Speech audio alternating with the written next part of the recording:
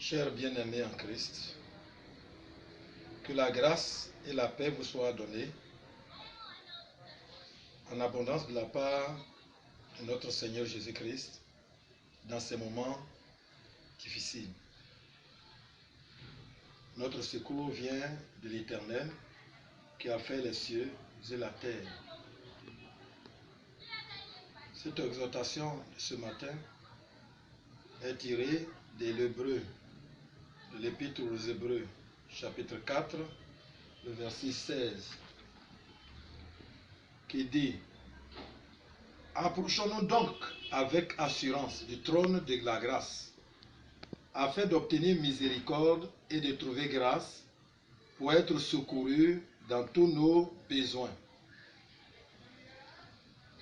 Le titre de notre exhortation, c'est « Approchons-nous avec confiance du Dieu Tout-Puissant. Il nous aidera au bon moment. » Au bon moment. La situation de pandémie que nous traversons est comparable à celle de la peste que le roi David a dû vivre.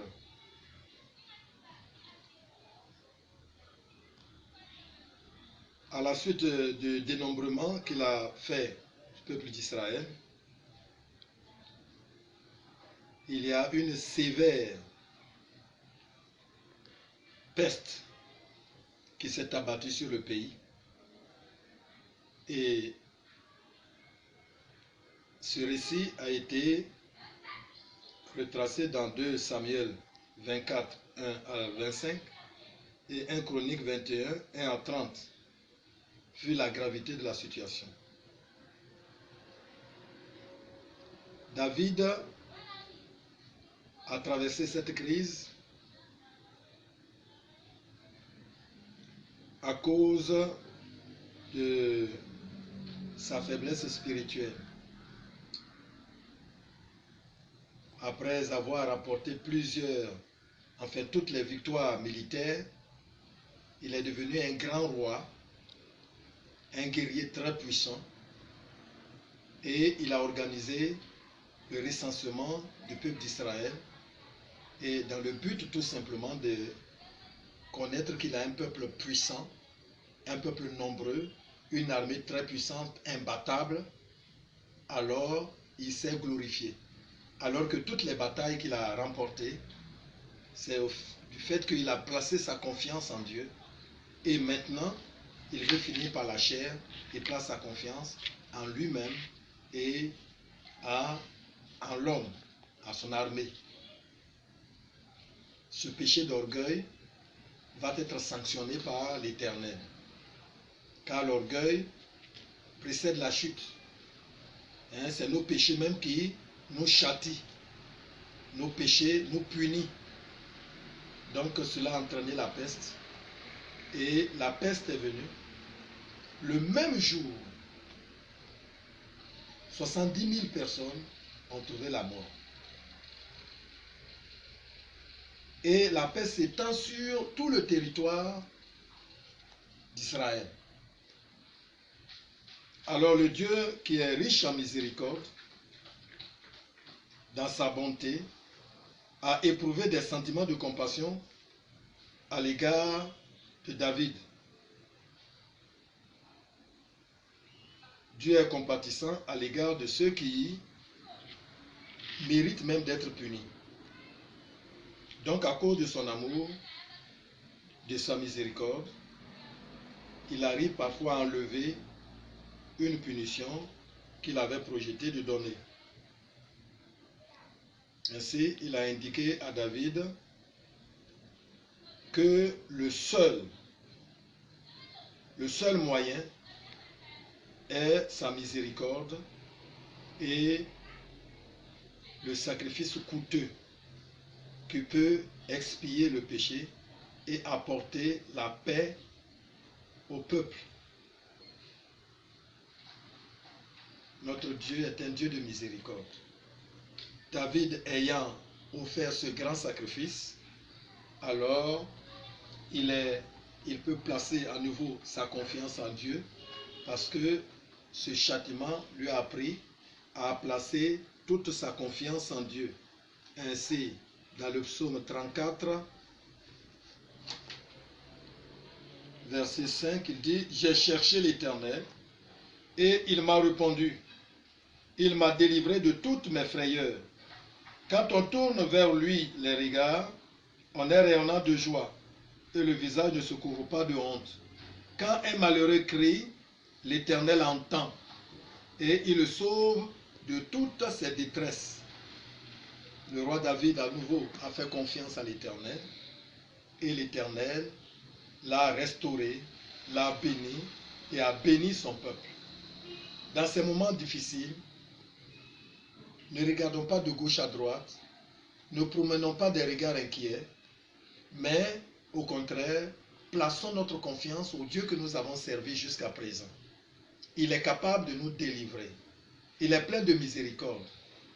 Et même si 1000 tombent d'un côté, de notre côté, et 10 000 à droite, vraiment notre confiance en lui fera que l'Éternel va nous protéger.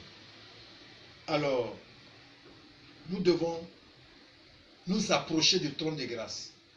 Nous approcher du trône de grâce, c'est de prier, de lire la parole, de prier ensemble, d'être unis.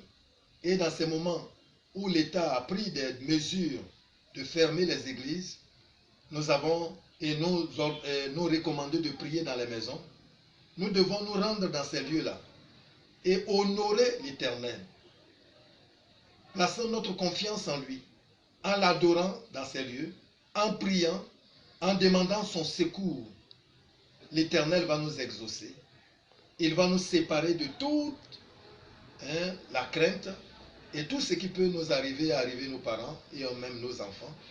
La grâce de Dieu sera à notre portée. Donc, chrétien, ne sois pas découragé, mais au contraire, place ta confiance au Seigneur. Recherche dans ces moments les plus difficiles ton Seigneur. Et l'Éternel va te garder. Un autre point encore important, c'est que l'Éternel nous a dit de ne pas nous présenter devant lui les mains vides. Lorsque nous allons nous présenter, bien que la situation paraisse difficile et que tout le monde ne travaille pas, mais nous devons lui obéir en lui apportant nos offrandes et nos dîmes. Et d'ailleurs, il a dit, mettez-moi de la sorte à l'épreuve, si je n'ouvre pas les écluses des cieux, et si je ne répands pas sur vous la bénédiction en abondance. Pour vous, je menacerai celui qui dévore, et il ne vous dévorera plus. L'Éternel est bon. Dans ces moments, c'est dans ces moments-là que nos dîmes et nos offrandes sont très significatifs. Parce que nous donnons pour obtenir sa grâce, sa protection et sa bénédiction. Donc, n'oublions pas de l'honorer de la sorte. Et je vous encourage non seulement de placer notre confiance en Dieu, plaçons notre confiance en Dieu en nous approchant de lui et en l'honorant par nos offrandes et par nos dîmes. J'attire aussi votre attention en disant que la vie que nous avons sur cette terre est très chère. La vie a de la valeur. Voilà pourquoi, face à cette pandémie, tout le monde veut se protéger. Tout le monde veut se protéger. Personne n'est prêt à mourir. Donc, selon Matthieu 16, verset 26, il dit, que donnera-t-il un homme en échange de son âme? La vie de l'homme se trouve dans son âme. Qu'est-ce qu'on peut donner en échange de notre vie? Mes frères et mes sœurs, voyons l'importance de notre vie terrestre. Et la valeur de notre vie dépend de son utilisation. Car si tu utilises ta vie pour servir le Seigneur, alors tu prépares la vie de l'au-delà. La vie qui n'a pas de fin avec Dieu. La vie de bonheur infini avec Dieu. Utilisons cette vie-là. Accomplissons les bonnes œuvres que l'Éternel a préparées pour nous. Vivons une vie de sainteté et de droiture, une vie d'obéissance à Dieu. Aimons notre Seigneur, attachons-nous à son œuvre, afin que nous puissions prolonger notre vie, parce qu'elle est précieuse. Et là, c'est une vie éternelle. Donc, malgré les situations difficiles, utilisons notre temps, utilisons nos moyens pour accomplir l'œuvre que le Seigneur nous a destinée, parce que nous aurons une très grande récompense. Donc, ne méprise pas ta vie, ne l'utilise pas pour des futilités, mais mets au compte du Seigneur et tu seras béni et tu auras une vie éternelle et des récompenses éternelles avec le Seigneur Jésus-Christ. Donc voilà, approchons-nous de Dieu. Dans ces temps, soyons-en certains que le Seigneur va nous protéger, nous garder, parce que nous sommes son troupeau.